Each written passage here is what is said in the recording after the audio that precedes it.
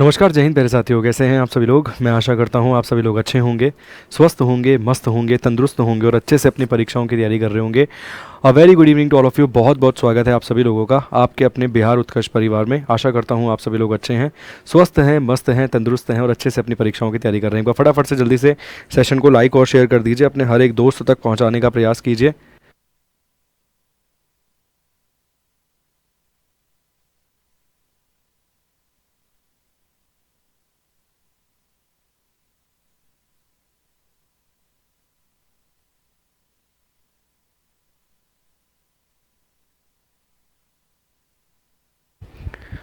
चलिए जी, एक बार जल्दी से आ जाइए, फटाफट जल्दी से सेशन को ज्वाइन कर लीजिए। स्टार्ट करते हैं आज के हमारे 4 बजे वाले सेशन को।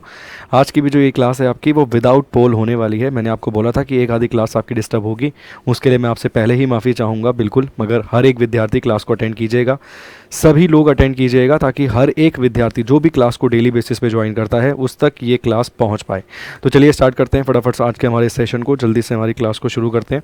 पहला सवाल आपकी स्क्रीन पर है कि अब्दुल नाज़ीर को फरवरी 2023 में किस राज्य का राज्यपाल बनाया गया था। बेसिकली अगर हम बात करें तो आपको एक राज्य मिल जाएगा जहाँ पे चंद्रबाबू नायडू, जहाँ पर चंद्रबाबू नायडू जो मिल जाएंगे, एक राज्य मिल जाएगा जहाँ पर चंद्रबाबू नायडू आपको मुख्यमंत्री के रूप में मिल जाएंगे। और इस ही राज्य में बेसिकली आपको देखने के लिए मिलेंगे कौन, तो अब्दुल नाज़ीर इसी राज्य में बेसिकली आपको देखने के लिए मिलेंगे। तो यहाँ पर हम किसकी बात कर रहे हैं, आंध्र प्रदेश की हम बात कर रहे हैं। इसके अलावा अगर हम बात करें अपॉइंटमेंट ऑफ गवर्नर के बारे में, किसके बारे में, अपॉइंटमेंट ऑफ गवर्नर के बारे में यदि हम बात करें तो अपॉइंटमेंट ऑफ गवर्नर के बारे में आर्टिकल 155 में लिखा हुआ है, अनुच्छेद 155 में आपको देखने के लिए मिलता है। आर्टिकल 155 में बेसिकली गवर्नर के बारे में आपको देखने के लिए मिल जाता है। ठीक है, इसके साथ साथ अपॉइंटमेंट किसके द्वारा की जाती है, तो भारत के राष्ट्रपति के द्वारा इनकी अपॉइंटमेंट की जाती है गवर्नर की।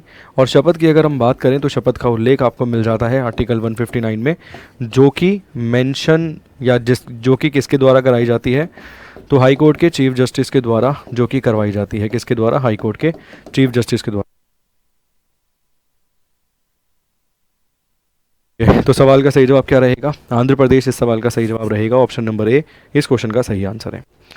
नेक्स्ट है सर, पराक्रम दिवस के अवसर पर अंडमान निकोबार द्वीप समूह में बेसिकली 21 सबसे बड़े द्वीपों का नामकरण किया गया है। द्वीप समूह के 21 सबसे बड़े द्वीपों का नामकरण किया गया है। बताइए किन के नाम पर ये बेसिकली आपको देखने के लिए मिल जाता है। अगर हम बात करें सर पराक्रम दिवस के बारे में, तो हम सभी लोग जानते हैं सालाना 23 जनवरी को मनाया जाता है पराक्रम दिवस। पराक्रम दिवस क्यों मनाया जाता है, तो हम सभी लोग जानते हैं सुभाष चंद्र बोस साहब के संदर्भ में। सुभाष चंद्र बोस साहब के संदर्भ में आज़ाद हिंद फौज से संबंधित ये आपको देखने के लिए मिल जाते हैं। तो सवाल का सही जवाब यहाँ पर क्या है, परमवीर चक्र वीरर्स के नाम पर ये आपको नाम देखने के लिए मिल जाएगा। तो 21 परमवीर चक्र पुरस्कृत आपको मिल जाएंगे, 21 यहाँ पर आपको प्राप्तकर्ता मिल जाएंगे, 21 आपको बेसिकली यहाँ पे जो परमवीर चक्र विजेता देखने के लिए मिलते हैं। 21 परमवीर चक्र विजेता यहाँ पर आपको देखने के लिए मिल जाएंगे, 21। ठीक, 21 परमवीर चक्र विजेता आपको मिल जाएंगे। तो सवाल का सही जवाब क्या रहेगा, ऑप्शन नंबर सी इस सवाल का सही जवाब हो जाएगा। इस क्वेश्चन का सही और सटीक आंसर ऑप्शन नंबर सी है। नेक्स्ट है सर, ताजमहल निम्नलिखित में से किस नदी के किनारे पर मौजूद है, on the bank of which river Taj Mahal आपको देखने के लिए मिलता है। अगर हम बात करें सर तो ताजमहल का निर्माण शाहजहां के द्वारा करवाया गया था।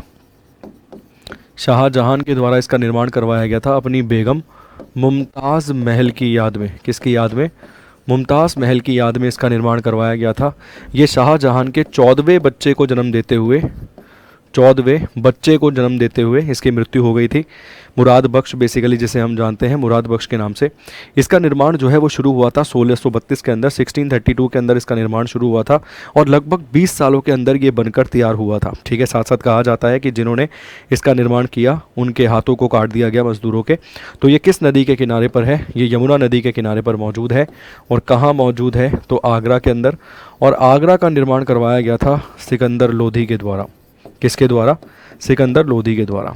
क्लास को लाइक और शेयर ज़रूर कीजिए, अपने हर एक दोस्त तक पहुंचाने का प्रयास कीजिए, जिन्हें आप जानते हैं उन तक भी और जिन्हें आप नहीं जानते हैं उन तक भी। तो ऑप्शन नंबर सी यमुना इस सवाल का सही जवाब है। नेक्स्ट है सर, भारतीय राष्ट्रीय गान के पूर्ण संस्करण की अनुमानिता ज्ञान अवधि क्या है, मतलब गायन अवधि क्या है, बेसिकली कितनी देर का आपको नेशनल एंथम देखने के लिए मिल जाता है, सवाल यहाँ पर ये है। चलिए जवाब दीजिए। इसकी रचना बेसिकली किसके द्वारा की गई थी, तो रविंद्रनाथ टैगोर के द्वारा बेसिकली इसकी रचना की गई थी। और 1911 में ये फर्स्ट टाइम सिंग किया गया था।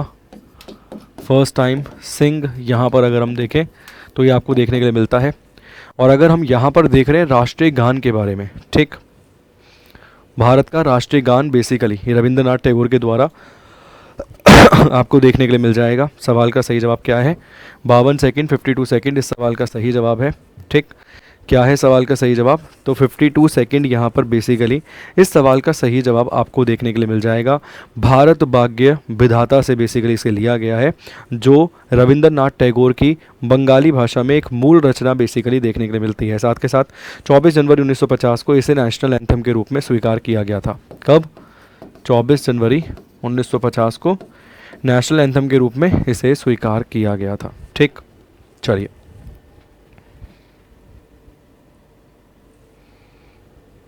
नेक्स्ट क्वेश्चन देखते हैं। अगला सवाल है वीर बाल दिवस कब मनाया जाता है। बेसिकली आपको याद होगा कि पिछली एक क्लास में हम वीर बाल दिवस के बारे में कहीं चर्चा ज़रूर कर रहे थे। एक स्टूडेंट ने कमेंट करके कुछ जवाब दिया था 21 मई के आसपास। तो वीर बाल दिवस यहाँ पर सवाल है कि वीर बाल दिवस कब मनाया जाता है। तो देखिए 9 जनवरी को मनाया जाता है NRI डे, यहाँ मनाया जाता है चिल्ड्रंस डे। कौन सा डे, चिल्ड्रंस डे यहाँ मनाया जाता है। साथ के साथ 26 दिसंबर को मनाया जाता है क्या, वीर बाल दिवस। यहाँ पर आपको वीर बाल दिवस देखने के लिए मिल जाएगा। ठीक, तो ऑप्शन नंबर ए सवाल का सही जवाब है, वीर बाल दिवस इस क्वेश्चन का सही और सटीक आंसर यहाँ पर आपको देखने के लिए मिलेगा। इंपॉर्टेंट क्वेश्चन है, वैसे तो ऑलरेडी एग्जाम में पूछ लिया गया है, बट अभी भी मैं कहूँगा कि इंपॉर्टेंट है, एग्ज़ाम में इसकी इंपॉर्टेंस है। अगर एग्ज़ाम में आता है तो आप इसका जवाब दे सकते हैं। 10वें जो गुरु मिल जाएंगे, गुरु गोविंद सिंह जी, उनके पुत्र जोरावर सिंह और फतेह सिंह की याद में बेसिकली ये मनाया जाता है। क्यों मनाया जाता है, तो जो 10th गुरु आपको मिल जाएंगे, 10th गुरु जो आपको मिल जाएंगे, गुरु गोविंद सिंह जी, गुरु गोविंद सिंह जी, ठीक है, उनके बच्चे, उनके बेटे जो मिल जाएंगे जोरावर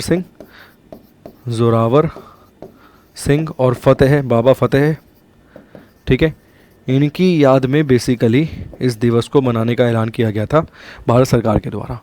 तो ऑप्शन नंबर ए सवाल का सही जवाब है। 26 ऑफ दिसंबर इस क्वेश्चन का सही और सटीक आंसर आपको देखने के लिए मिल जाता है। ठीक है, क्लियर है। चलिए जी, बहुत बढ़िया। उम्मीद करता हूँ हर एक तरीके से आपको पॉइंट समझ आ गया होगा, कहीं किसी प्रकार की कोई दिक्कत, कहीं किसी प्रकार की कोई समस्या नहीं होगी। ठीक, नेक्स्ट क्वेश्चन देखिए। अगला सवाल है सरहुल फेस्टिवल। एक फेस्टिवल है, एक पर्व है, पर्व का नाम है सरहुल फेस्टिवल। और ये सरहुल फेस्टिवल बेसिकली कहाँ पर मनाया जाता है, यहाँ पर ये सवाल है। ठीक है, ऑप्शन आपकी स्क्रीन पर है। ऑप्शन में है झारखंड, छत्तीसगढ़, मणिपुर या फिर उत्तराखंड में। तो सरहुल फेस्टिवल की अगर हम बात करें तो बिहार से एक राज्य अलग हुआ था वर्ष 2000 के अंदर, वहाँ पर यह पर्व मनाया जाता है। बेसिकली लोकप्रिय आदिवासी त्योहारों में से एक आपको देखने के लिए मिल जाएगा सरहुल फेस्टिवल। और अगर हम बात करें तो ये नए साल की शुरुआत का प्रतीक है। यह झारखंड के उरव मुंडा आदिवासी समुदाय द्वारा बेसिकली मनाया जाता है। सरहुल का अर्थ होता है वृक्षों की पूजा। इसका अर्थ क्या होता है, तो इसका अर्थ आपको देखने के लिए मिल जाएगा वृक्षों की पूजा जो है, इसका अर्थ आपको देखने के लिए बेसिकली मिल जाएगा। ठीक है, क्लियर है। तो सवाल का सही जवाब क्या है, सरहुल का सवाल का सही जवाब है झारखंड। बेसिकली क्यों, तो मैंने बता दिया इसके संदर्भ में। एक तरीके से नव वर्ष की शुरुआत बताता है, न्यू ईयर सेलिब्रेशन बताता है। किस किस जनजाति के द्वारा, तो मुंडा और उराव जनजाति के द्वारा। इसके अलावा सरहुल का अर्थ क्या है, तो सरहुल का बेसिकली अर्थ जो आपको मिल जाता है वो मिल जाता है वृक्षों की पूजा। ठीक, चलिए नेक्स्ट क्वेश्चन है। अगला सवाल है उस्ताद बिस्मिल्लाह खान, जिनका संबंध बिहार से आपको देखने के लिए मिल जाता है, उन्हें भारत रत्न पुरस्कार से कब सम्मानित किया गया था। देखिए सर, इसके अलावा JP जयप्रकाश नारायण आपको मिल जाते हैं बिहार से, इन्हें दिया गया था 1999 में। बिस्मिल्लाह खान साहब को दिया गया था 2001 में। कर्पूरी ठाकुर साहब आपको मिल जाते हैं, कर्पूरी ठाकुर साहब आपको मिल जाते हैं, इन्हें दिया गया 2024 में, 2024 में। डॉक्टर राजेंद्र प्रसाद आपको मिल जाते हैं, उन्हें दिया गया 1962 में। राजेंद्र प्रसाद साहब को दिया गया 1962, 1962 के अंदर। साथ के साथ 2001 में ही लता मंगेशकर जी को भी ये पुरस्कार दिया गया था। लता मंगेशकर जी को भी इस पुरस्कार से सम्मानित किया गया था। कब? वर्ष 2001 के अंदर, 2001 के अंदर इस पुरस्कार से सम्मानित किया गया था। ठीक है, तो क्या है सवाल का सही जवाब? उनका सही जवाब हो जाएगा ऑप्शन नंबर डी, 2001 इस क्वेश्चन का सही और सटीक आंसर है। नेक्स्ट है सर वोस्ताक लेक। एक झील आपको मिल जाएगी। झील का नाम है वोस्ताक। ये वोस्ताक झील बेसिकली कहाँ देखने के लिए मिलेगी? चलिए अगर हम बात करें, जो मतलब कुल मिला के यहाँ पर बेसिकली अंडर आइस यहाँ पे 400 के आसपास झीलें देखने के लिए मिलती हैं, और उसमें से सबसे बड़ी जो झील देखने के लिए मिलेगी ये बेसिकली आपको देखने के लिए मिलेगी। इसकी हाल ही में 46 नंबर के आसपास की बैठक करवाई गई थी। कहाँ पर? कोच्चि के अंदर। और वहाँ पे भारत ने ये भी ऐलान किया था कि हम एक नया बेसिकली रिसर्च सेंटर बनाएंगे। अभी हमारे 3 रिसर्च सेंटर हैं, जिसमें से बेसिकली 2 ही एक्टिवेट हैं। कौन कौन से मिल जाते हैं? तो एक आपको गंगोत्री मिल जाता है। कौन कौन से मिल जाते हैं? एक आपको गंगोत्री मिल जाता है, एक आपको भारती मिल जाता है, और एक यहाँ पर आपको मैत्री मिल जाता है। ठीक, तो ये बेसिकली ये तो एक्टिवेट नहीं है, ये भी काफ़ी पुराना हो गया, मतलब ये भी काफ़ी पुराना हो गया, और ये 2012 के आसपास आपको देखने के लिए मिलता है, 2012 के आसपास। सवाल का सही जवाब क्या है? अंटार्कटिका इस सवाल का सही जवाब है, मतलब ऑप्शन नंबर जो सी है वो इस क्वेश्चन का सही आंसर है। नेक्स्ट देखिए, अगला है भारत के प्रथम इंजीनियरिंग कॉलेज रुड़की की स्थापना कब की गई थी? भारत में जो प्रथम इंजीनियरिंग कॉलेज बनाया गया था रुड़की में, बेसिकली उसकी स्थापना कब की गई थी? चलिए अटेम्प्ट कीजिए। 1851 में, 1847 में, 1859 के अंदर, या फिर 1860 के अंदर। उस समय उत्तर पश्चिमी प्रांत जो था उसके लेफ्टिनेंट गवर्नर जो थे वो जेम्स टॉमसन थे, और उनके द्वारा बेसिकली इसकी स्थापना करवाई गई थी। इन्होंने ही देशी भाषा द्वारा ग्राम शिक्षा की एक विस्तृत योजना भी बनाई थी। तो यहाँ पर हम किस वर्ष की बात कर रहे हैं? यहाँ पर हम बात कर रहे हैं 1847 की, 1847 की। तो भारत के प्रथम इंजीनियरिंग कॉलेज आईआईटी रुड़की की अगर हम बात करें तो ये कब स्थापित किया गया था? 1847 में। इसके अलावा आईआईटी दिल्ली करंट अफेयर की न्यूज़ में है। इसके अलावा आईआईटी मद्रास भी करंट अफेयर की न्यूज़ में है, तंजानिया वाला पॉइंट जो है।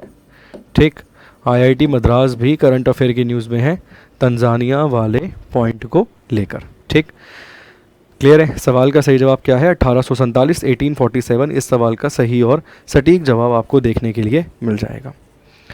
नेक्स्ट है सर ज्वालामुखी द्वीप बैरन आइलैंड बेसिकली कहाँ पर मौजूद है? ज्वालामुखी द्वीप बैरन आइलैंड बेसिकली कहाँ पर मौजूद है? निकोबार आइलैंड में है, अंडमान आइलैंड में है, जेम्स बॉन्ड आइलैंड में है, या फिर इंडोनेशिया के अंदर ये आपको देखने के लिए मिल जाता है। ठीक है, तो अंडमान द्वीप समूह में स्थित ज्वालामुखी बैरन आइलैंड की अगर हम बात करें तो ये बेसिकली कहाँ पर मौजूद है? ये अंडमान वाले क्षेत्र में ही आपको देखने के लिए मिलता है। ठीक, आसान क्वेश्चन है, ज़्यादा कोई मुश्किल क्वेश्चन नहीं है, आसानी से आप लोग जवाब दे सकते हैं इस प्रश्न का। आगे है सर तंपारा लेक, तंपारा झील। तंपारा लेक, तंपारा झील भारत में कहाँ पर मौजूद है? तंपारा झील की अगर हम बात करें तो यह ताज़े पानी का एक झील है, मतलब बेसिकली फ्रेश वाटर लेक है। इसमें लगभग 60 प्रकार की प्रजातियों के आपको पक्षी देखने के लिए मिलते हैं। लगभग 46 प्रकार की प्रजातियों की मछली यहाँ पर आपको देखने के लिए मिलती है, और इसे 2021 में रामसर साइट घोषित किया गया था। ठीक है, तो यहाँ पर 60 प्रकार के आपको बर्ड्स मिल जाते हैं, 46 टाइप्स की यहाँ पर आपको फिशेस मिल जाती हैं। इसके अलावा अगर हम बात करें तो 2021 में 2021 में इसे रामसर साइट घोषित किया गया था। टोटल रामसर साइट कितनी है? तो टोटल जो आपको रामसर साइट देखने के लिए मिल जाती है उनकी संख्या है यहाँ पर कितनी? तो उनकी संख्या बेसिकली यहाँ पर आपको देखने के लिए मिल जाती है 82, जिसमें नागी और नकटी इन दोनों को रिसेंटली जोड़ा गया, और ये कहाँ पर मौजूद है? तो ये जमुई डिस्ट्रिक्ट बिहार के अंदर आपको देखने के लिए मिलती है, जमुई डिस्ट्रिक्ट बिहार के अंदर। क्लियर? सवाल का सही जवाब क्या है? सवाल का सही जवाब है उड़ीसा। ऑप्शन नंबर डी सवाल का सही जवाब है उड़ीसा इस क्वेश्चन का सही और सटीक आंसर आपको देखने के लिए मिलेगा। आगे है sir, which of the following pair is not correctly match. निम्नलिखित में से वो कौन सा है जो सही सुमेलित नहीं है, क्या नहीं है, निम्नलिखित में से वो कौन सा है जो सही सुमेलित नहीं है। ऑप्शन में है सर एपिको आंदोलन, इसके अलावा नर्मदा बचाओ आंदोलन, चिपको आंदोलन और शांति घाटी आंदोलन, साइलेंट वैली क्रांति 1980 के आसपास भी ये देखने के लिए मिलती है। क्या रहेगा सवाल का सही जवाब। शांति घाटी आंदोलन की अगर हम बात करें तो 1975-1980 के दशक में देखने के लिए मिलती है, जिसके बाद साइलेंट वैली नेशनल पार्क की स्थापना की गई थी इस क्षेत्र में। और ये क्षेत्र आपको बेसिकली कहाँ देखने के लिए मिलेगा, तो केरला की तरफ ये बेसिकली आपको क्षेत्र देखने के लिए मिल जाता है। क्या रहेगा सवाल का सही जवाब, फटाफट से अटेम्प्ट कीजिए। चलिए, तो एपिको आंदोलन की अगर हम बात करें तो सही दे रखा है मैच। बाबा अमटे नर्मदा आंदोलन, ठीक है। चिपको आंदोलन SL बहुगुणा साहब आपको मिल जाते हैं। मगर जब हम बात करते हैं साइलेंट वैली नेशनल पार्क या फिर साइलेंट घाटी आंदोलन के बारे में, तो सुगाता कुमारी यहाँ पर आपको देखने के लिए मिलती हैं। कौन,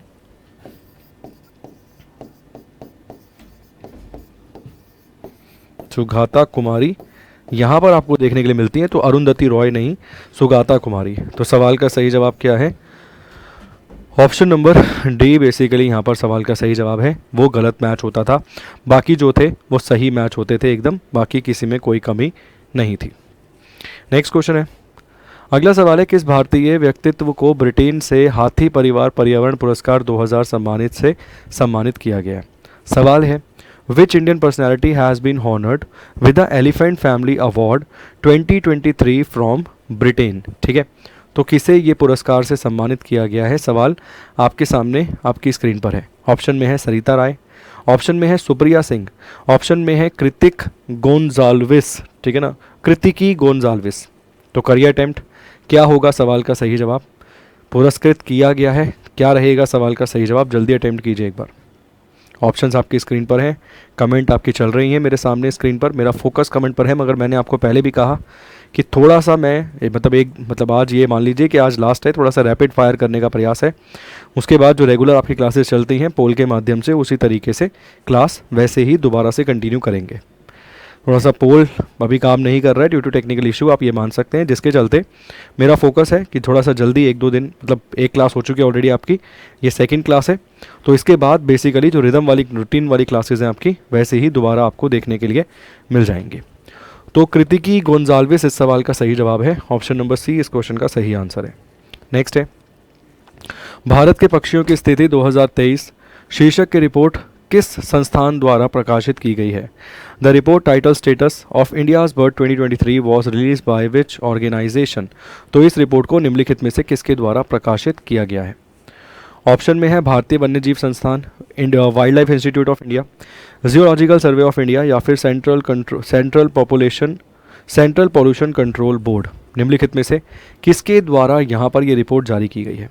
रिपोर्ट के अनुसार लंबी दूरी के जो प्रवासी पक्षी हैं ना, जैसे साइबेरिया, रशिया, इन तरफ से जोड़ के आते हैं, लंबी दूरी के जो प्रवासी पक्षी हैं जो भारत में आते हैं, उनकी आबादी या उनकी जो प्रतिशत है उसमें 50% की गिरावट दर्ज की गई है। जो लॉन्ग डिस्टेंस ट्रेवल करके भारत में आने वाले पक्षी हैं, प्रवासी पक्षी, उनकी जो संख्या है उसमें 50% की गिरावट दर्ज की गई है। कितनी, 50% की गिरावट। सवाल का सही जवाब क्या है, ऑप्शन नंबर सी। क्लियर। तो क्वेश्चन का सही आंसर क्या है, ऑप्शन नंबर सी इस सवाल का सही और सटीक जवाब है। नेक्स्ट देखिए, किस राज्य में प्रथम राज्य स्तरीय झींगा मेला आयोजित किया गया है। Basically in which state was the first state level prawn fair organised. तो किस राज्य में झींगा मेला बेसिकली ऑर्गेनाइज्ड किया गया है, क्या होगा सवाल का सही जवाब। अगर हम बात करें सर किस राज्य सरकार के द्वारा ये काम किया गया है, सवाल आपके सामने ये है।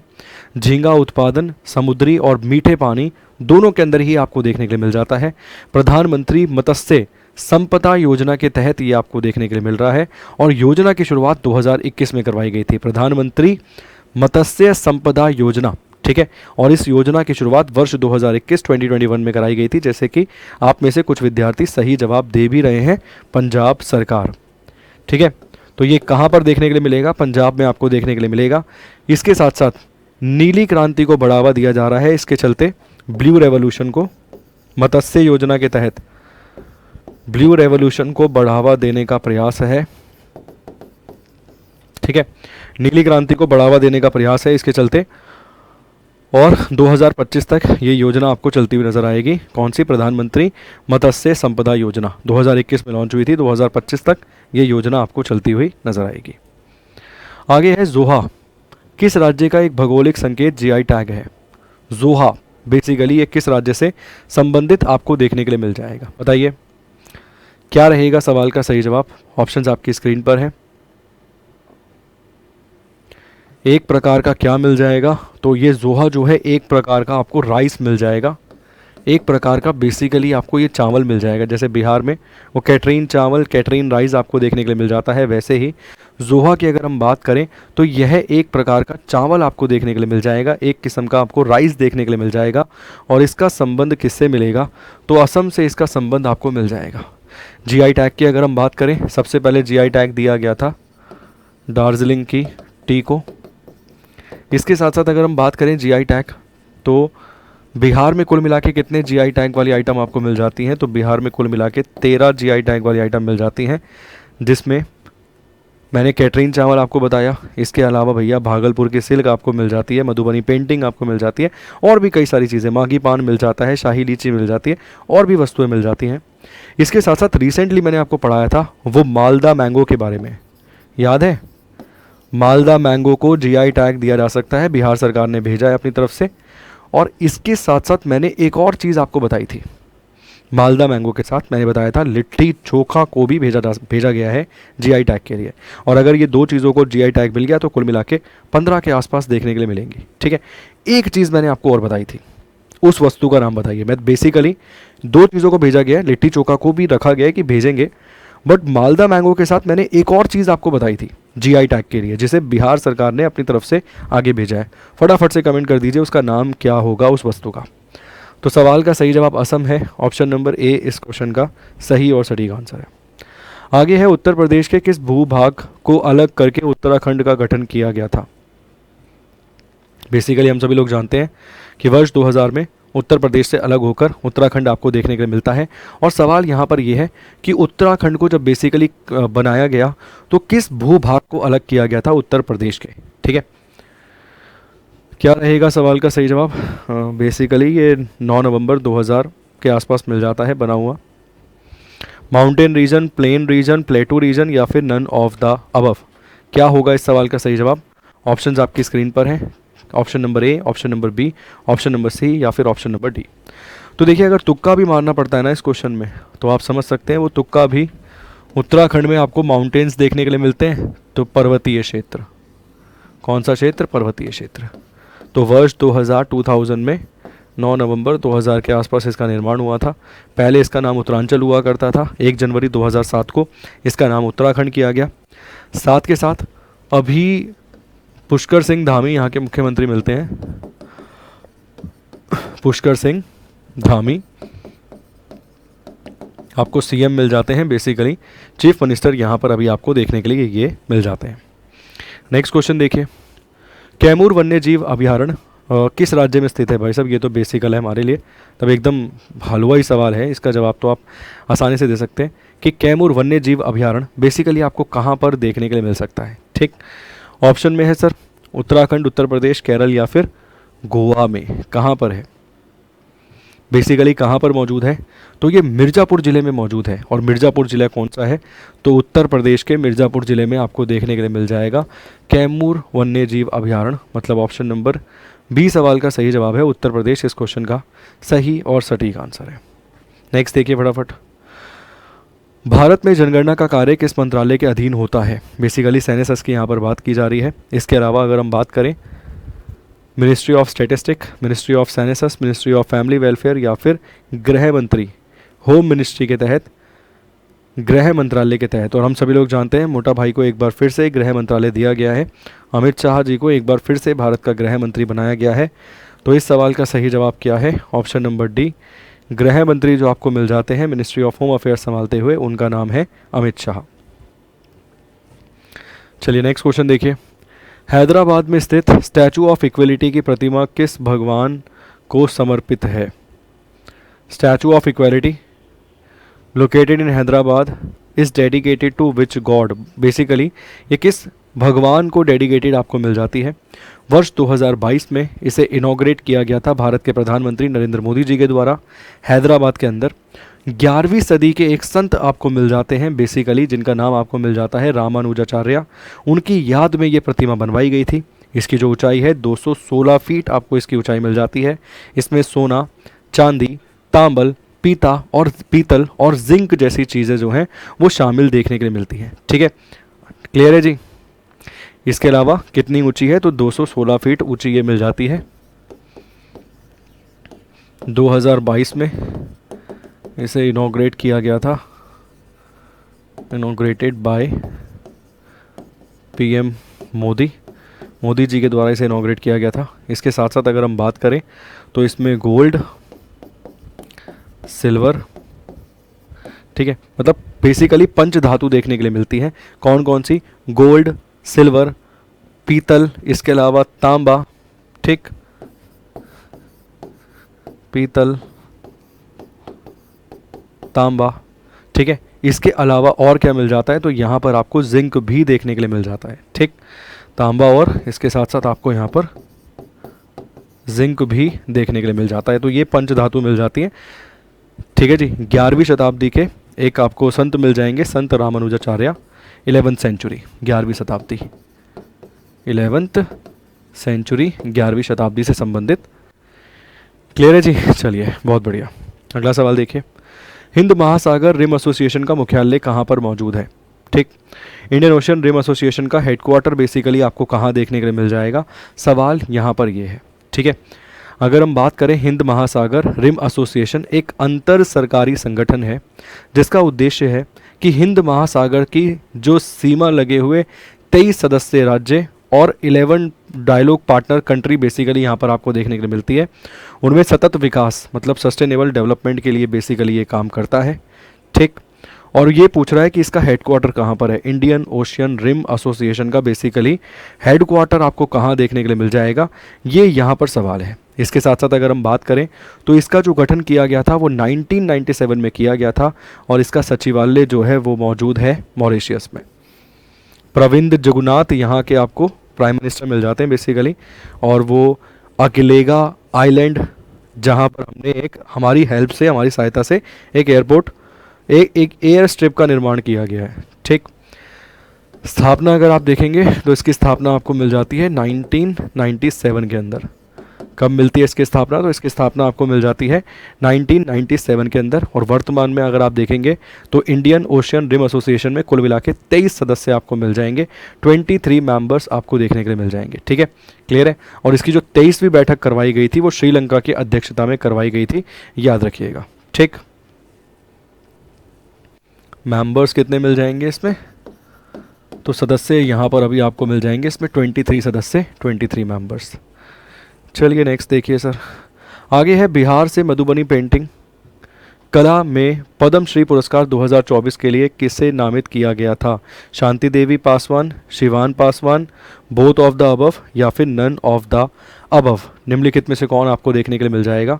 तो केंद्र सरकार के द्वारा हम सभी लोग जानते हैं दोनों को ही पद्मश्री पुरस्कार से सम्मानित भी किया गया। शांति देवी की अगर हम बात करें उन्हें भी, और अगर हम बात करें शिवान पासवान के बारे में तो इन दोनों को ही। तो सवाल का सही जवाब है ऑप्शन नंबर सी। ठीक, मैंने कई बार आपको पढ़ाया है भाई, जैसे पद्म विभूषण बिहार से संबंधित 2024 का 2024 बिहार से संबंधित किसे मिलता है? बिंदेश्वर पाठक, बिंदेश्वर पाठक यहाँ पर आपको मिल जाएंगे। ठीक, इसके अलावा पद्म भूषण सीबी ठाकुर, ठीक है, मेडिसिन वाले क्षेत्र में।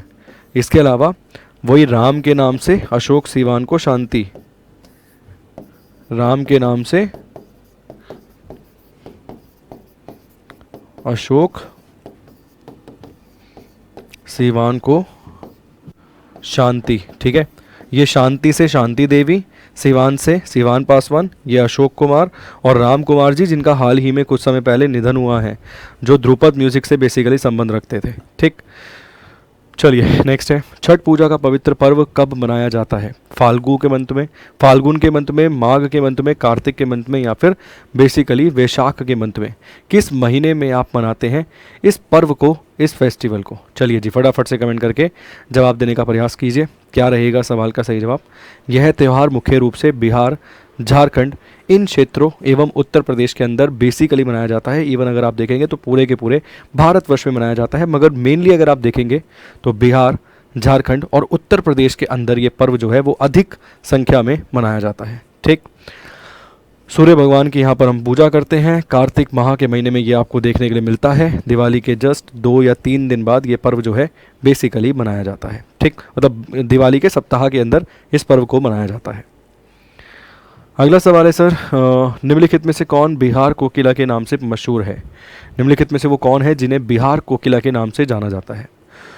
क्या रहेगा सवाल का सही जवाब सर? बिहार कोकिला के नाम से निम्नलिखित में से कौन प्रसिद्ध है? जगदम्बा देवी, महासुंदरी देवी, कमला देवी, या फिर आपके सामने अगला ऑप्शन है विंध्यास्विनी देवी। क्या रहेगा सवाल का सही जवाब? इन्हें पद्मश्री पुरस्कार से भी सम्मानित किया गया है। इन्हें बिहार कोकिला के नाम से हम जानते हैं। क्या रहेगा सवाल का सही जवाब? फटाफट से जवाब देने का प्रयास कीजिए। इसके साथ साथ इनके ही मतलब इसके साथ 1949 में इन्हीं के द्वारा विंध्या कला मंदिर की स्थापना भी की गई थी, जिसमें बालिकाएं, जो लड़कियां हैं, गर्ल्स हैं, वो संगीत की शिक्षा प्राप्त करती हैं। क्या होगा? बहुत बढ़िया, ऑलमोस्ट काफ़ी सारे लोग जवाब डी दे रहे हैं। तो विंध्यावासिनी देवी इस सवाल का सही जवाब है। इन्हें पद्मश्री पुरस्कार कौन से ईयर में दिया गया है? इसका जवाब कमेंट बॉक्स में कमेंट करके दीजिएगा। इन्हें पद्मश्री अवार्ड कौन से ईयर में दिया गया है, कौन से वर्ष में दिया गया है? इसका जवाब कमेंट बॉक्स में कमेंट करके ज़रूर दीजिएगा।